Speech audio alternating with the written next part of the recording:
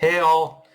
So right out of the gate, one major development we get with this chapter is we learn from Natsuki the call he got was from Mafuyu, but that it was a pocket dial using his phone, and with Mafuyu using his phone as a listening device, so Natsuki could hear what was going on in the background and clue in that Mafuyu has been kidnapped. And I do like how the chapter kind of narratively ties these two events together while simultaneously developing the relationship between the brothers, like showing that just how well they pretty much know each other from basically one phone call. Now, in saying that, with how things develop on Mafuyu's end, it really is building upon the fact that this is a race against time to find the database now, because it looks like Uzuki's about to make his move now that we learn Mafuyu and now have bombs implanted in them. Like it's literally Uzuki saying, "You're our human shields now, and we're going to use you to get what we want," and just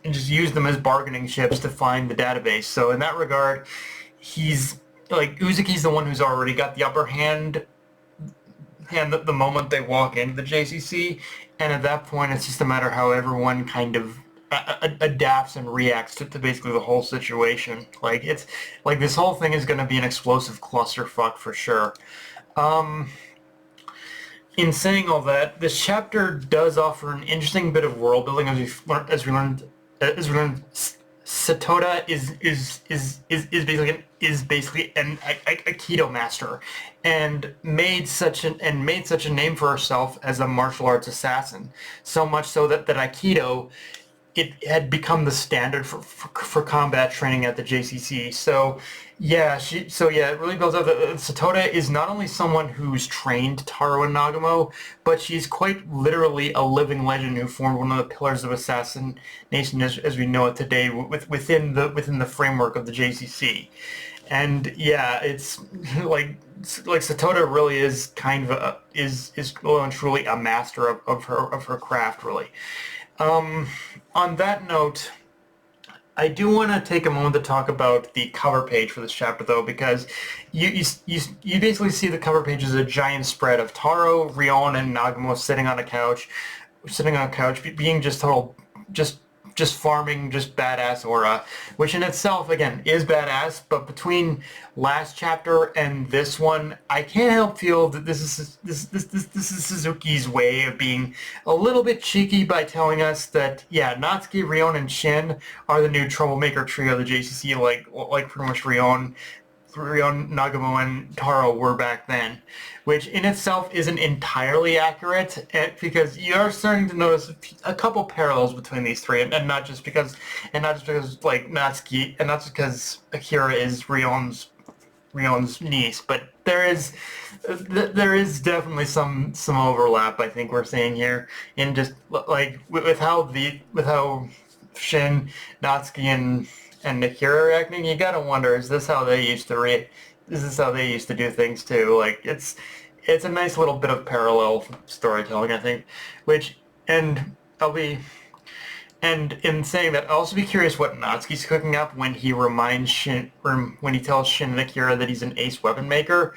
But it's also one of those things where whatever kind of weapon like Natsuki makes, I get the feeling, regardless of just what he plans to make, is still not going to be enough, given what we learned about pretty much Satoda. Like, it's one of those things where, like, okay, a weapon, it's one of those things where I think the weapon might work to some degree, but it's also one of those things where it only works so well because of Satoda's reputation and just her ability and skill with basically Aikido. Like it's one of those things where it's still going to be a struggle, I think, for these three for sure, regardless of how it plays out.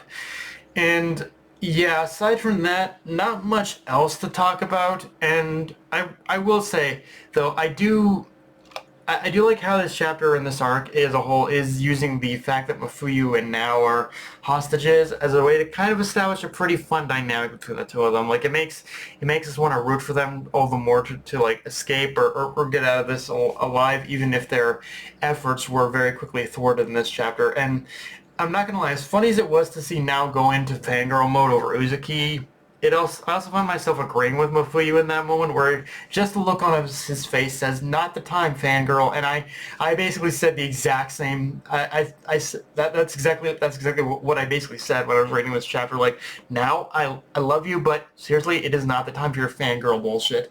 I get that I get that's her little quirk, but seriously, no, it's not the time for this, especially over a psychopath like Uzuki. But you know what? Who am I kidding? There's probably a deranged part of the internet IRL who does fangirl over Uzuki, so maybe this is a little more on point than I think it is.